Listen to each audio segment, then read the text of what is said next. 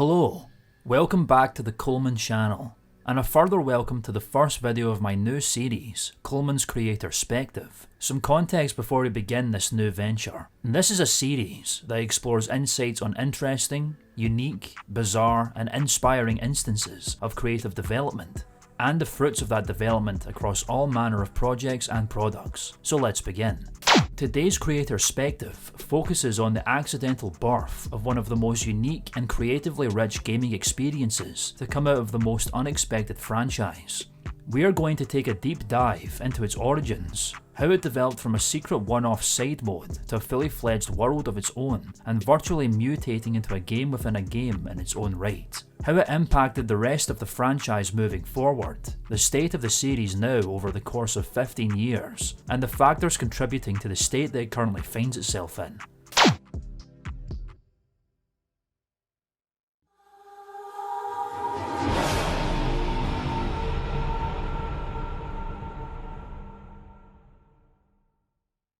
On the 5th of November 2007, the Call of Duty franchise, a first-person shooter series that revolutionised the genre with its first title in 2003, with features like battlefield simulation mechanics and gameplay focusing on squads, rather than the then traditional lone wolf setting, released its fourth title, Call of Duty 4 Modern Warfare. The game took a massive detour from the series' then traditional World War II setting towards the future year of 2011. The game was lauded for its engaging campaign story and political intrigue, its gameplay which had become refined by the franchise's creator, Infinity Ward, and its groundbreaking multiplayer which attracted competitive players and casual gamers alike, transforming Call of Duty into a staple console series and the leading name of FPS warfare games. At this time, Call of Duty was emerging as an annual game release, a tradition which, for better or for worse, carries on to this day. Another recent development at this time was the introduction of a secondary development company who would alternate releases of new COD titles called Treyarch. Treyarch, who had been acquired by Infinity Ward's parent company, Activision, in 2001, were not previously dedicated to the Call of Duty franchise. As Infinity Ward were the creators of the award-winning series, they would be the ones to keep developing titles. However, another developer company, acquired by Activision in 2002, known as Grey Matter Studios, developed the Call of Duty United Offensive expansion pack for the original title of the series in 2004, the first development company outside of Infinity Ward to develop any kind of Call of Duty title. In 2005, Grey Matter would develop Big Red 1, an expansion pack for Call of Duty 2, this time in conjunction with Treyarch, who were at the time known for developing games tying in with the Sam Raimi Spider-Man series. After this, Activision would merge Grey Matter into Treyarch that same year, and the newly expanded studio would go on to develop and release the third title of the franchise on the 1st of November 2006, establishing them as the second developer of the series. In 2008, it would be Treyarch's turn to release the next Call of Duty title once again, and while receiving acclaim for their work on Call of Duty 3, Modern Warfare was eradicating all previous expectations from the past games and set an entirely new standard that was hard to surpass. COD 4 still had a fervently loyal fan base, and the pressure had never been higher for the newly indoctrined company. The decision to return to World War II after the groundbreaking choice to change to the 21st century could not have boded well either. But in the midst of Treyarch developing their campaign and multiplayer experiences, something else was lurking in the darkness. Something studio devs could not stop playing after hours. Something that employees from all departments came together to build piece by piece, in the most daring and secretive fits of creative genius and uniqueness, all in the spare time of a team of passionate creators. This was a game never before seen in Call of Duty, something that would, and should, never have been developed for such a franchise.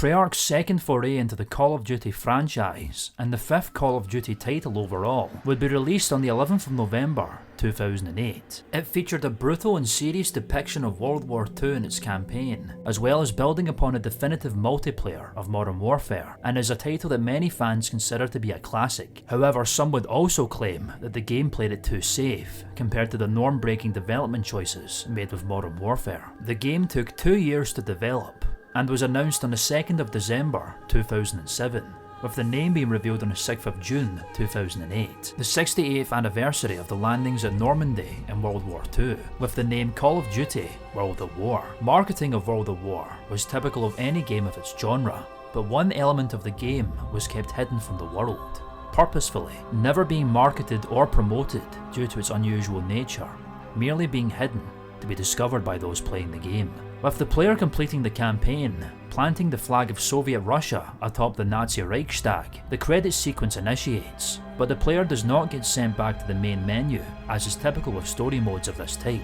Instead, they would see a wholly new cutscene, seemingly unrelated with the campaign story. They find themselves awakening before a downed airplane in the middle of nowhere. In the darkness, they hear only their own laboured breathing as they continue to fade in and out of consciousness. Shambling bodies in the distance begin to appear, until eventually one of them enters a sprint towards the player, only to cut back to black once more. Then the title emerges.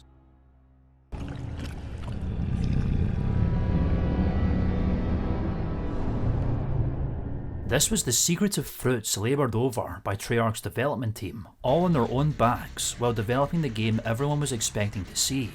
A game mode called Nazi Zombies. A perfect example of creative passions and imaginations of individual developers coming together to form something wholly original and outwith the expectations of the work they were originally intended to produce. The game mode itself is simplistic in nature and addictive in practice.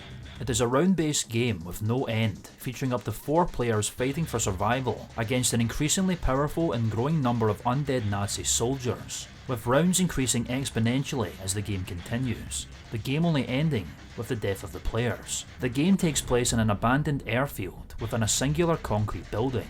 The map itself is named Nacht der Untoten, Night of the Undead in German. There are only 3 rooms: the starting room, the top floor, and a side room known as the help room.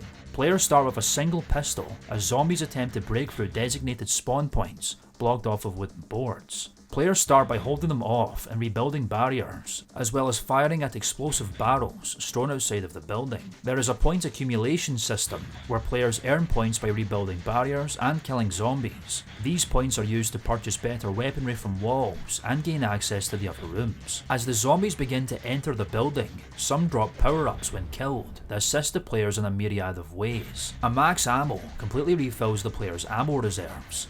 An insta-kill allows players to kill zombies with a single hit. A double points allows for double the amount of points earned from kills and window repairs. And a nuke kills all zombies currently alive. In the help room, players find the mystery box, which randomly spawns a weapon of varying performance with a price of 950 points, occasionally spawning a retro 1950s sci-fi weapon of immense power, known simply as the ray gun. This was an Easter egg, a labour of love, a Frankenstein monster of a game mode put together by leftover assets developed for the rest of the game. And it all started with a Nazi on fire.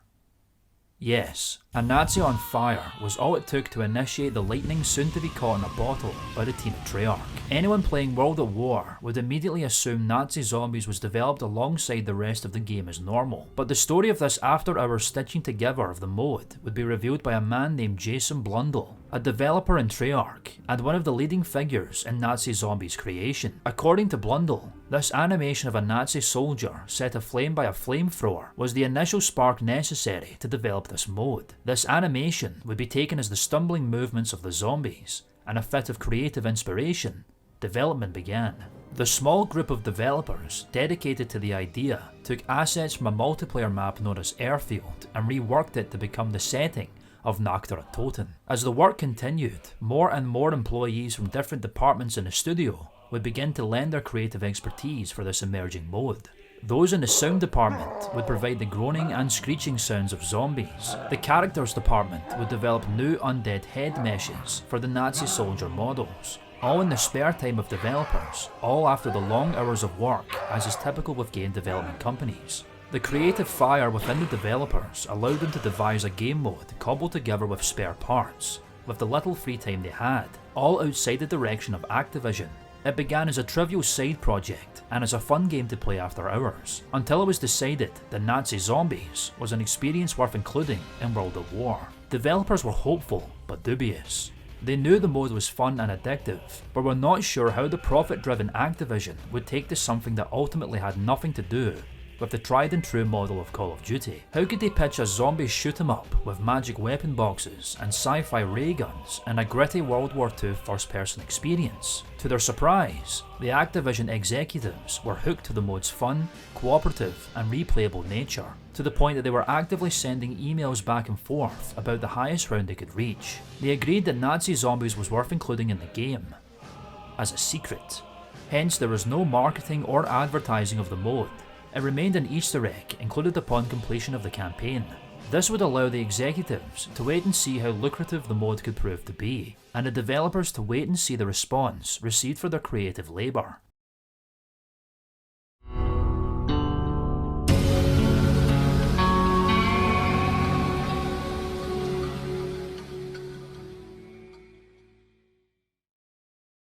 The mode was a resounding success, and its popularity and mystery soon spread amongst the gaming community like a wildfire. Players across the board were obsessed with reaching the highest round possible and developing tactics such as leaving the last zombie alive, legless, in order to repair windows. Miraculously, players were also conceiving their own theories and headcanons as to what the true story of Nacht und Toten really was, developing backstories for the playable characters, who were then simply American soldier models taken elsewhere from the game, and the story behind the Nazi zombie menace. This theory crafting amongst the community would continue to persist throughout the mode's lifespan and story development, and was one of the primary factors of its success, and one of the main instigators of its deep well of creative ingenuity and inspiration. The game mode was in motion, and the audience was gathered. The secret mini-mode, made for the fun of it, was brimming over with creative passions, and it resonated with the Call of Duty community. Treyarch began the development of more Nazi Zombies experiences that continued to build upon the mode's mechanics, world building, characters,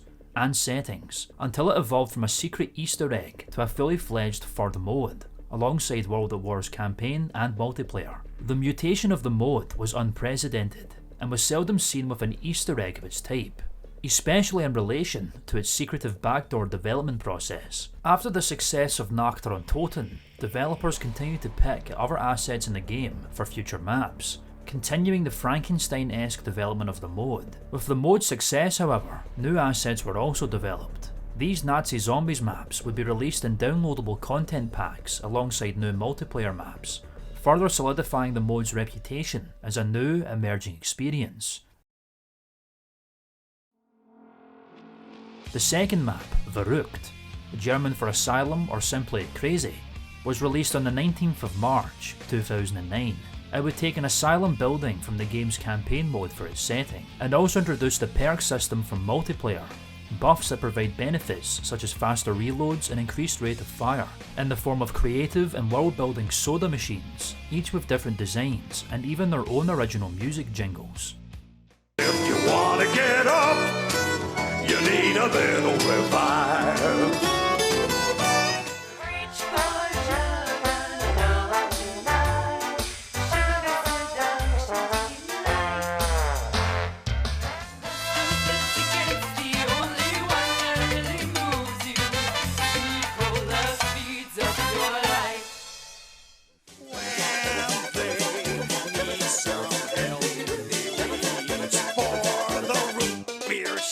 Original music was further developed by sound designer and composer Kevin Sherwood. He would write and compose a 4-minute long rock song titled Lullaby of a Dead Man, performed with vocalist Elena Siegman. This musical Easter egg would become a staple addition in every map henceforth, with Sherwood writing a new original piece for every map. The third map, Shi no Numa, Japanese for Swamp of Death, was released on the 11th of June. It would introduce 4 new characters, again models taken from the game's campaign, complete with wholly original characterization and voice acting, provided by seasoned voice talents. Tank Dempsey, a hot-headed all-American hero voiced by Steve Blum, Nikolai Belinsky, a drunken Soviet voiced by Fred Tatasciore, Takeo Masaki, a Japanese warrior of honor voiced by Tom Kane, and Dr. Edward Richtofen, a maniacal sadist German scientist voiced by Nolan North. These characters would provide a newfound humour to their world with personality-defined commentary and would become central figures in the mode's emerging story. Shin Onuma would also introduce hellhounds, flaming undead dogs that would appear in their own special round, and a new weapon capable of firing arcs of electricity known as the Wunderwaffe DG2. These elements would become staple additions to the mode and inset the tradition of providing new wonder weapons and enemies with new maps. Der Riese, German for the Giant, was released on the 6th of August and would become the standard of all future Nazi Zombies experiences, fully unleashing the mode's world and lore with an entirely unique setting, hidden radios containing dialogue featuring other characters not seen in-game, setting the tone, narrative, and revealing the origin story of the undead army and the characters involved in their creation, who would become major players in the story for years to come. The addition of a common goal, completing tasks in order to unlock a device capable of upgrading weaponry for a whopping 5,000 points, known as the Pack-a-Punch machine, as well as the inclusion of a new power-up that would instantaneously barricade all windows, known as Carpenter, all reflected the growing sizes of the maps and the ambitions of the developers. The map also contained a multi-step Easter egg, harking back to the mode's origins, that players could engage via finding hidden objects around the area after triggering a switch of a Pack-a-Punched weapon, setting the foundations for a gameplay and story progressing method that would be utilised in future games and would eventually become integral to the world's narrative and the game's community. By the end of World at War's DLC run, Nazi Zombies had struck a chord with the players and the developers. It was a fresh, original game mode that was constantly changing and improving, and at the time was Treyarch's very own self-contained mode that no other Call of Duty developer could possibly provide. They were more than just another COD developer, they were the Zombies developer too, and they would continue to hold this advantage for the next 6 years. During this success, Infinity Ward had released the first teaser for their newest Call of Duty title on the 25th of March 2009, the highly anticipated sequel to their 2007 release, Call of Duty Modern Warfare 2, leaving Treyarch to develop their future title for the next year, and ultimately put the future of Nazi Zombies into question. No one in the community, or indeed the company, knew if the mode would or could continue forward. It was certainly a Treyarch exclusive production, and despite even more Nazi Zombies experiences being developed for World at War, they were inevitably shelved. Much like the beginning of the mode's development, its future had once again become uncertain.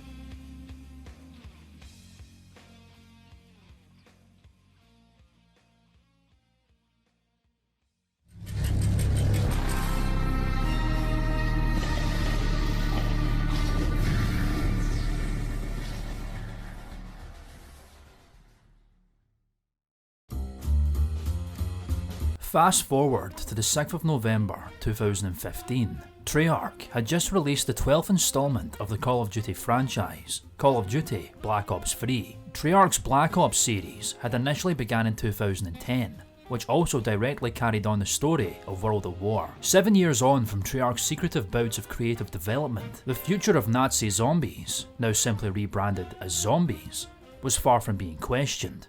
It had become a phenomenon. The story had progressed and expanded, forming a clear narrative and refined world to the extent that Zombies had essentially become a game entirely separate from the rest of Call of Duty. Over the course of Treyarch's Black Ops series, 3 of the playable characters, Dempsey, Nikolai and Takeo, had evolved into pawns of a mass scheme, with the 4th character, Richtofen, at the centre as the main antagonist of the story, which culminated in a time travel fetch quest that ended with the destruction of the planet Earth. Yeah, a lot happens in a space of 7 years. The locations of the mode had evolved from a simple concrete building to locations such as the mythical Himalayan paradise of Shangri-La, a secret base on the moon, an underground western town buried by a structurally unstable Earth, and a hellish depiction of Alcatraz. More playable characters would appear to replace the now iconic group in some maps, some being played by iconic actors such as Danny Trejo, Ray Liotta, and Jeff Goldblum, just to name a few.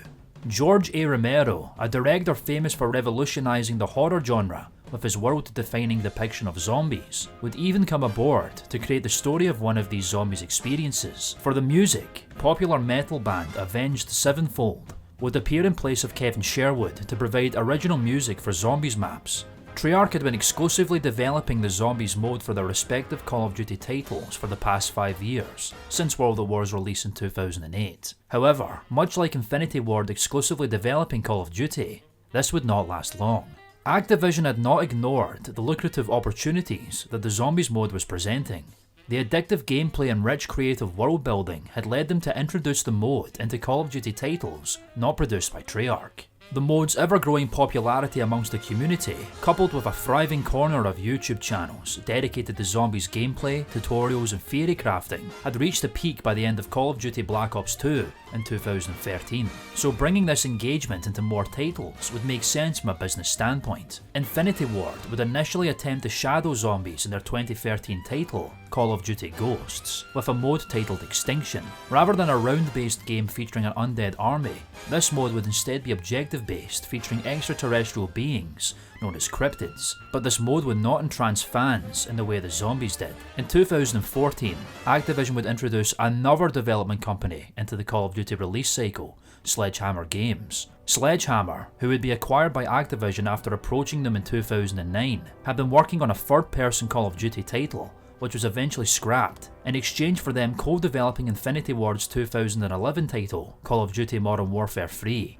Sledgehammer would develop Call of Duty Advanced Warfare and become the first COD developer outside of Treyarch to develop a zombies mode, theirs being known as Exo Zombies. Unlike Treyarch, Sledgehammer's Exo Zombies would be closely related to their campaign story as an alternate timeline, rather than an entirely separate world altogether. The mode would take advantage of Advanced Warfare's futuristic setting with exoskeleton suits, allowing for double jumping and dashing, as well as a star-studded cast comprising of John Malkovich, John Bernthal, Rose McGowan and Bill Paxton, with Bruce Campbell appearing later. While Exo Zombies took direct inspiration from Treyarch with elements such as Perca-Colas, the Mystery Box and the Pack-a-Punch, redesigned to fit with Sledgehammer's setting, the mode again did not resonate with players. While proving more popular than Infinity Ward's Extinction mode, the gameplay choices and Sledgehammer's lack of creative vision resulted in the mode progressively losing its player base as it continued to develop experiences. At this time, it seemed that Treyarch's creative abilities in gameplay, mechanics, characterization, lore, settings and Easter eggs were unmatched. However, it would become progressively apparent that Zombies was no longer Treyarch's unique brainchild.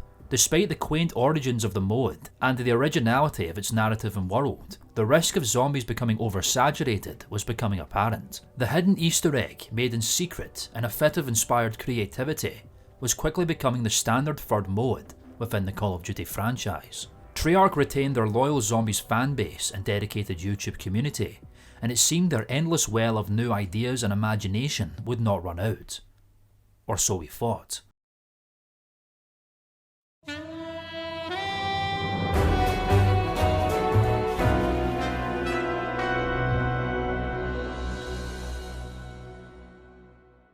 By the end of 2013, the then director of Treyarch's Zombies mode, a man named Jimmy Zielinski, would retire from his role after leading the mode's development since Call of Duty Black Ops 1 in 2010. His departure occurred in the midst of a lull in the mode's story. As a result of the piece-by-piece constructing of the mode and the world's story being put together as the game progressed, with no pre-planning whatsoever, it was inevitable that the developers would dig themselves into a narrative hole. The destruction of Earth and the iconic Zombies crew remaining stranded on the moon was proving unsustainable during Call of Duty Black Ops 2 in 2012, and the new group of characters made to replace them were proving unpopular amongst players, seemingly lacking the charisma and humour of the original crew. The overall design and gameplay of the maps at this time were becoming increasingly stale and contained half-baked concepts that never quite seemed to work. The first Zombies experience in Black Ops 2, Transit, became a running joke within the community as the worst map ever made in Zombies. The story being progressed via multi-step Easter eggs featured in each map was also becoming troublesome, as not only were these evolved from secrets littered throughout the mode from the beginning and were now the driving force behind the objective-based gameplay aspect of Zombies, it was becoming increasingly difficult for Treyarch to implement secret objectives in the game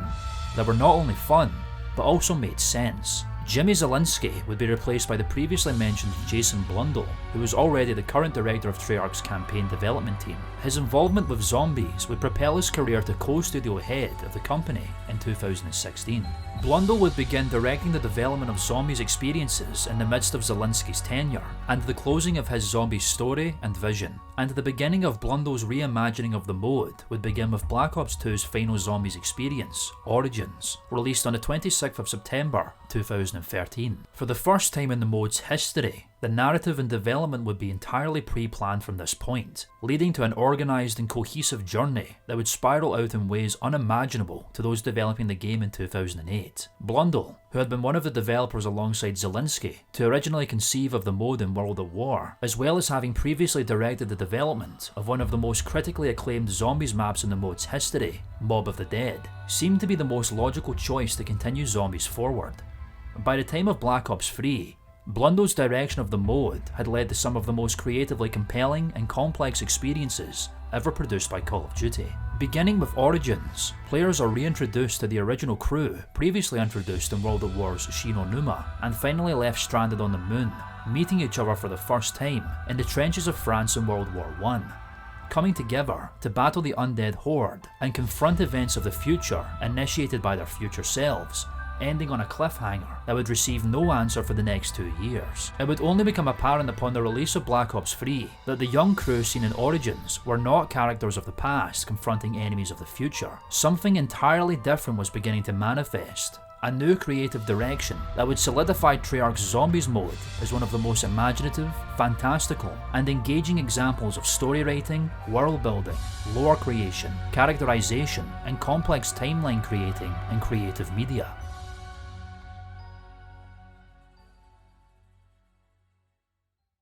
From the mode's humble beginnings of World at War's secretive Easter egg made for fun by developers, to the staple game mode now being adapted in all the Call of Duty titles, Zombies evolved and progressed from a simple undead Nazi army outbreak to a time travel adventure ending with the destruction of planet Earth, and finally, with Black Ops 3, a multi-dimensional clash of infinite realities with alien beings of godlike power in the midst of a war that would wage for epochs. There was giant mechanized robots, Lovecraftian-inspired extraterrestrial conquerors, giant dragons in war-torn Stalingrad, ancient alien relics of power, hell itself.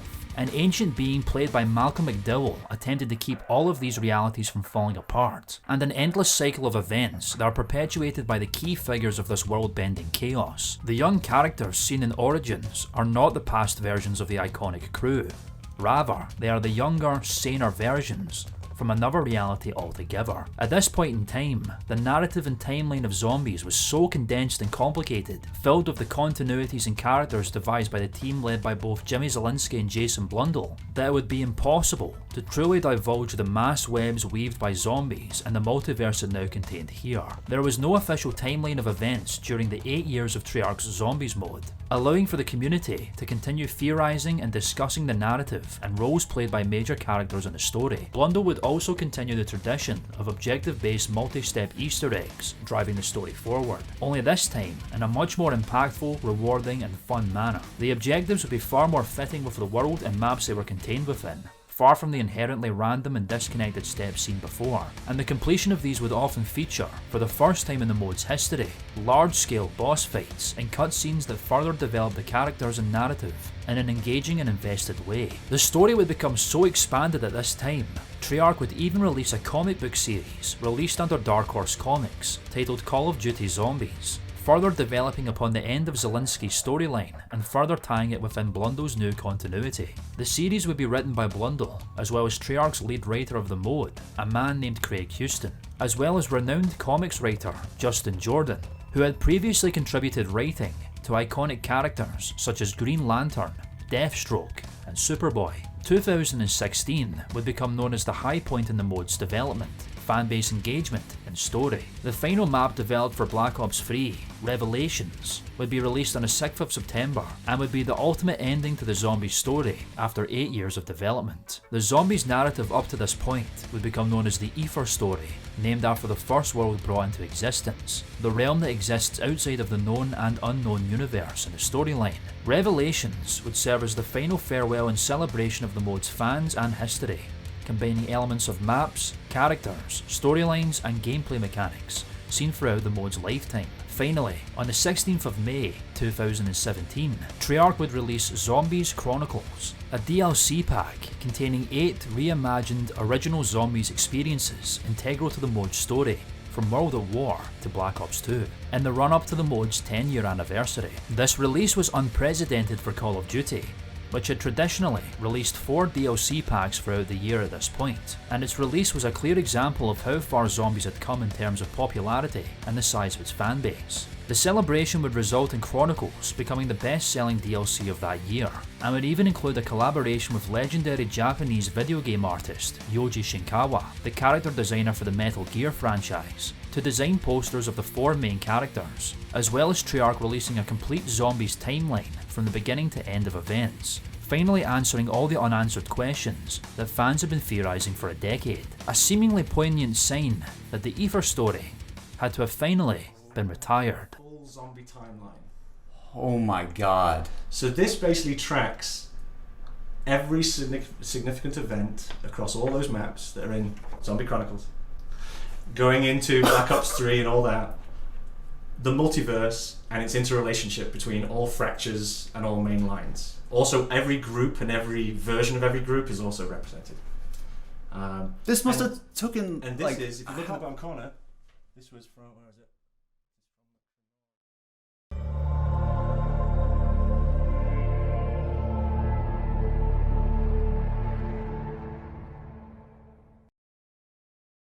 Upon the conclusion of the Ether story, the community that had been following the Zombies mode throughout its lifespan were left wondering what Treyarch would do next to push the creative envelope of their unique game mode over the next 2 years. During this time, the annual Call of Duty release cycle would continue, with Infinity Ward releasing Call of Duty Infinite Warfare in 2016, and Sledgehammer Games releasing Call of Duty World War II in 2017. Both of these titles would feature their own take on the Zombies mode, much like Advanced Warfare did in 2014. With the mode being produced by 3 development companies the past 5 years, it had become evident that Zombies had indeed become Call of Duty's official third mode, and was no longer a Treyarch exclusive experience. Infinite Warfare and World War II's take on the Zombies mode would have several things in common. Both would feature star-studded casts and continue utilising the mechanics laid out by Treyarch, such as perks, a weapon upgrade machine, wonder weapons, and a random weapon generator. Infinite Warfare would also adapt Treyarch's newest addition made in Black Ops 3, the consumable items that offered bonuses and abilities in the form of gumballs. The world and narratives would be vastly different.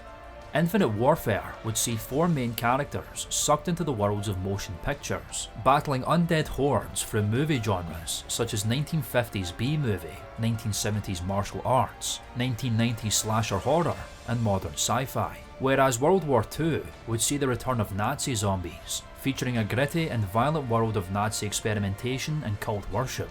Both of these would ultimately be received better than Exo Zombies, due to their unique world building and gameplay mechanics that were worthy of Treyarch's own work. But both would continue to receive mixed to negative reception regarding their map design, narrative, and overall story that continue to be trumped by Treyarch's behemoth of a world. While it had become obvious that Zombies was now becoming an annual release, the community would never become fully immersed of the worlds devised by Infinity Ward or Sledgehammer. While there are some that are loyal to these modes, as well as some maps from these respective games being considered classics, such as Infinite Warfare's Zombies in Spaceland and World War II's The Final Reich, Treyarch was seemingly retaining the mastery of crafting the secrets, writing, designing, and direction necessary to create the groundbreaking and attractive worlds that they have been creating since the beginning. This was especially reflected in the YouTube community, who each had a deep connection with Treyarch Zombies as fans and as content creators, to the extent that Treyarch actively sought out their content for feedback and often included them in promotional campaigns.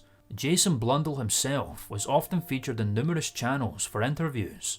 Views for Treyarch Zombies videos were typically extremely high, most claiming 2 or past 500k and even into the millions of views. This includes Easter egg guides, story breakdown, and map discussion videos, whereas videos of other Zombies experiences firmly remained within or past the 100k mark, rarely breaking past this number. Typically the only exception to this were Easter egg guides. The community, despite being spoiled with yearly Zombies modes, continued to eagerly await Treyarch's brand new, wholly original Zombies experience. This would culminate with the community reveal event on their 2018 title, Call of Duty Black Ops 4, on the 17th of May, with this game not including a campaign mode, being sacrificed in exchange for their own take on the increasingly popular Battle Royale mode named Blackout. Zombies was Treyarch's only story-driven narrative-based mode for this game. Treyarch would reveal their entirely new Zombies experience, wholly separate from the classic Aether story that had persisted for a decade. Much like other experiences created by Infinity Ward and Sledgehammer, Treyarch would utilise their own familiar mechanics contained within a brand new original world, dubbed by developers as the Chaos Story. Rather than a multiversal war between ancient aliens and characters caught in the midst of the endless insanity, the Chaos Story would be heavily based on real-life ancient civilizations and pantheons, including Egyptian, Norse, Celtic, and particularly Greek. These civilizations were built upon a primordial and powerful substance that would corrupt their leaders, the equivalent of the Aether story's divinium, an element responsible for almost every aspect of the world's story, including the undead. However, despite initiating an entirely new world of characters, lore and world building, Treyarch were not quite done with the Aether story after all. On top of the 2 Chaos Story maps Treyarch were launching with Black Ops 4, they were also developing 2 Aether story maps also, totaling to 4 different Zombies experiences on launch day, a never before seen number, an incredible workload for the developers. The Aether story maps would break off from the endless cycle of events seen throughout its story and break it permanently, putting a complete and definitive close to the narrative. And now, rather than focus on one new narrative and develop it to the standard seen in Treyarch's previous body of work, the company were now returning to their original story, completing a new narrative as well as developing a wholly new story with no previous original material to build upon. As you may assume, this resulted in an abundance of issues. For one, the community were no longer able to fully engage with the brand new Chaos story and immerse within its original world, as they were also continuing to experience the older and inescapably more prevalent Aether story. As this was Treyarch's decade-old magnum opus, it overshadowed the possibility of the Chaos story reaching the same level of popularity. On the developer side, the workload had become such that it was becoming increasingly more difficult to both effectively flesh out continuously developing lore, settings, characterization, and dialogue for a story that had never been seen before, on top of a 10-year-old story that had supposedly come to a strong end.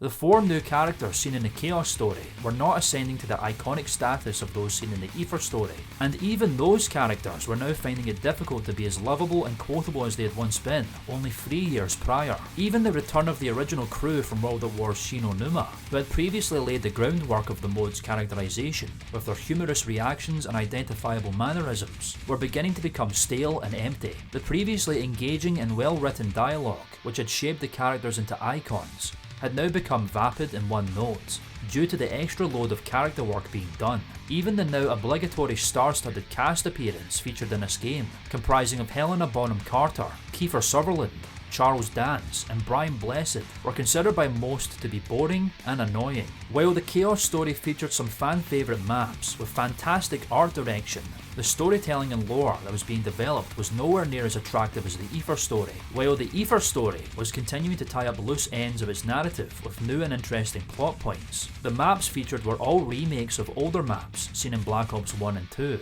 adding small portions not seen previously, and were far from the heavy hitter experiences seen throughout Black Ops 3. The release of 4 separate Zombies maps with 2 separate Zombies stories did not help with the immense workload Treyarch had put upon themselves. Typically, a Treyarch game would launch with 2 maps, the main experience and an offshoot bonus experience. This time, there were 4 experiences that were all integral to the stories they were featured in. The Chaos story experiences were completely original and built from the ground up, while the Aether story experiences were older maps that were being completely reimagined from a narrative and size standpoint. Finally, and perhaps the most damning of all, Black Ops 4's initial Zombies release on the 12th of October, a whole month earlier than is typically expected from a Call of Duty title, was a complete disaster from a technical standpoint. The hidden art of video game creation, besides the obvious elements of storytelling, art direction and world building, is the art of coding. Coding is the groundwork and overall skeleton of video game design.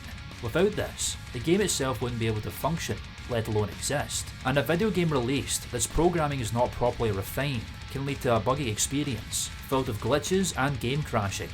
This can completely compromise a gaming experience, and a storytelling experience, as it rips the player from any immersion, narrative and fun they were having in the game. This is exactly what occurred across the board for these 4 experiences, particularly the 2 Aether story maps. Due to the crunched release window of the game, coupled with the immense workload of 2 separate worlds being worked on simultaneously, the maps were laden with game crashing bugs that caused the game to quit out on several occasions to a massive extent, with many YouTubers attempting to complete Easter eggs only to get thrown out of the game completely. This would leave an enormous stain on the rest of the game's DLC release window, and shockingly establish the impossible, something no one in the community or the development company would have expected. Treyarch, the creator of the Zombies mode, the instigator for the well of creativity, engaging gameplay and storytelling, were no longer untouchable.